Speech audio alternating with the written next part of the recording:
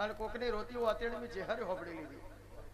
એમ કે છે કે ચેહરમાં આજ તારા ફૂલોના મોડવામાં હું બેઠો હું, કાલ હવાર દાડો ઉગશે એટલે તારો ફૂલ તો કાશી ક્ષેત્રમાં જેમ લઈ જા અને મૂકો એ તો ઓયથી હેડે એટલે કો તો નર્મદા કેનાલમાં પડે, કો તો બીજું કોઈક નહોતું કરીને આ તને કેવું નહીં, બુવાજીની વાત કરવી નહીં.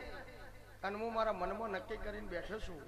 અને જો ભીખા બુવાની ચેહર મેરડી મને જીવાડતી હોય અને મારી આબરૂ રાખતી હોય તો આજ હું પૂછું ના અને મને ઉભો કરીને ચેહરમાં કે તો મારે એવું સમજી લેવાનું કે મરવાની જરૂર નહીં, જીવાડો વાળો દીરો બેઠો હોય. અને વાત હું કરું એ મોણા એમ કે વાત સાચી છે માતાજી. અને હું આવું નક્કી કરીને બેઠો છું, જેટલા વાગે મને જવાબ આલું એટલા વાગે જો જવાબ સારો મળે તો ઘેર જાય અને જવાબ સારો નહીં મળે તો અહીંથી કેનાલમાં જઈને પડવું.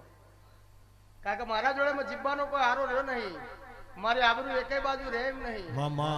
અને ચેહર મેરડી રાખ તો એવું માની લેવાનું કે આ દરબારમાં હું ચેહર મેરડી 24 કલાક હાજર હું. તમે કેમ આયા છો એ ખબર ના પડે તો ધૂણવો ધિક્કાર હે. તમે શું કરવા આવ્યા હોય ખબર ના પડે તો મારો ચેહરના રોમ રોમ કરવાના કોમ આવ્યા. હેલો બાબુભાઈ પઢાર રાજુભાઈ, હું મકવાણાની માતા હું, હું ઉમેદપરાના કાસેલાની ચેહર હું અને હું મકાણ બટાણની પરમો ધાવડી હું. મારા મેરડીના રોમ ગોમત્રા જેલા નહીં હોય તો પેલો ભાઈ ચશ્મા વાળો ભાઈ બેહી રહ્યો ને, હા ભાઈ એવું નક્કી કરીને બેઠો હોય તો ભીખાની ચેહર ધૂણું નકાઈ માનવાનું કે ભૂવો ધૂણ આમાં કોઈ ના